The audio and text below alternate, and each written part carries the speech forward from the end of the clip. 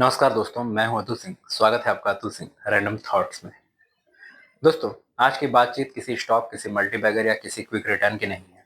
आज बात उस सेक्टर की है जो दिखता कम है लेकिन देश की अर्थव्यवस्था को चलाता ज्यादा है। समुद्र।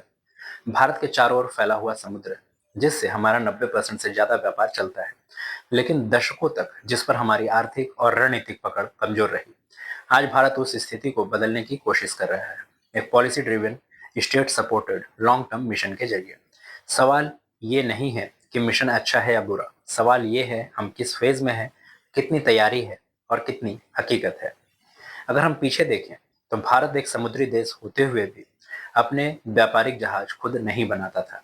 विदेशी शिपिंग कंपनियों पर निर्भर था। बीमा, फाइनेंस, चार्टरिंग सब ऑफशोर। भारतीय शिप बिल्डर्स कैपेसिटी और टेक्नोलॉजी दोनों में पीछे थे। नतीजा यह हुआ कि भारत का एक्सपोर्ट इंपोर्ट ट्रेड बढ़ता गया, लेकिन उसका वैल्यू कैप्चर बाहर चला गया। हम माल भेजते थे, मुनाफा कोई और कमाता था। यह कोई कॉन्स्पिरेसी नहीं थी, यह पॉलिसी नेग्लेक्ट और एग्जीक्यूशन गैप का नतीजा था। पिछले कुछ वर्षों में तीन चीजें बदली हैं। पहला, ग्लोबल सप्लाई चेन शॉक की वजह से शिपिंग सिर्फ लॉजिस्टिक नहीं रहा, यह एक नेशनल सिक्योरिटी का मुद्दा बन गया। दूसरा, जियोपॉलिटिकल टेंशन। रेड सी, ब्लैक सी, सैंक्शंस के बाद समुद्र अब सिर्फ व्यापार का रास्ता नहीं रहा, वो रणनीतिक हथियार भी बन चुका है। तीसरा, फ्रेट एंड चार्टर इकोनॉमिक्स।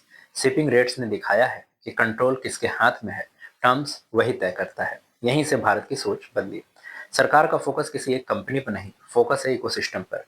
तीन कोर ऑब्जेक्टिव्स दिखते हैं सरकार के। पहला है डोमेस्टिक शिपिंग कैपेसिटी। भारत के पास अपने जहाज हैं, coastal, cargo, defence support. Ship building and repair सिर्फ जहाज खरीदना नहीं, उन्हें बनाना, मेंटेन करना और अपग्रेड करना। और तीसरा, ancillary industry, steel, engines, electronics, design और मैन पावर। यह एक 10 से 15 साल का प्ले है, ना कि क्वार्टर टू क्वार्टर स्टोरी। अब हाइप छोड़कर जमीनी हकीकत को देखते हैं। शिप यार्ड्स की बात करें तो कुछ यार्ड्स रिवाइव हुए, कुछ डिफेंस ऑर्डर्स पर काम कर रहे हैं, कुछ एक्सपोर्ट लिंक्ड कॉन्ट्रैक्ट्स पूरा कर रहे हैं। लेकिन साथ में कॉस्ट कम्पिटिटिवनेस अभी भी इशू बना हुआ है। ऑटोमेशन लेवल्स अनइवन है, ग्लोबल बेंचमार्क से गैप दिखती है। फ्लीट साइड की बात करें तो डोमेस्टिक फ्लीट बढ़ रहे हैं, लेकिन ग्लोबल ट्रेड शेयर अभी भी छोटा है। वहीं फाइनेंसिंग देखें तो कैपिटल इंटेंसिव सेक्टर है, लॉन्ग जेस्टेशन पीरियड है, बैलेंस शीट स्ट्रेस का रिस्क हमेशा बना रहता है। मतलब मूवमेंट है लेकिन मोमेंटम अनइवन है। अगर हम दुनिया से कंपेयर करें तो ईस्ट एशिया ये डिकेट्स आगे है, यूरोप टेक्नोलॉजी हेवी है, Middle East capital rich hubs है। भारत की स्ट्रेंथ कहाँ है? Skilled manpower, strategic geography और ग्रोइंग डोमेस्टिक डिमांड। पर साथ में हमारा वीकनेस है स्केल का, स्पीड का एंड कॉस्ट इफिशियंसी का। इसलिए भारत कैचअप मोड में है, लीड मोड में नहीं आया अभी तक। यह मिशन तभी सस्टेनेबल हो सकता है जब हम रिस्क को एक्सेप्ट करें। पहला रिस्क है एग्जीक्यूशन रिस्क। पॉलिसी अनाउंस होना आसान है, यार्ड लेवल एग्जीक्यूशन मुश्किल दिखता है। दूसरा है कैपिटल रिस्क। गलत टाइमिंग हुई तो स्ट्रेस्ड बैलेंस शीट्स हो सकते हैं। तीसरा, टेक्नोलॉजी गैप।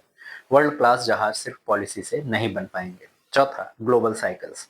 शिपिंग एक साइक्लिकल इंडस्ट्री है, बूम और बस्ट दोनों साथ चलते हैं। यह कोई स्ट्रेट लाइन ग्रोथ स्टोरी नहीं है।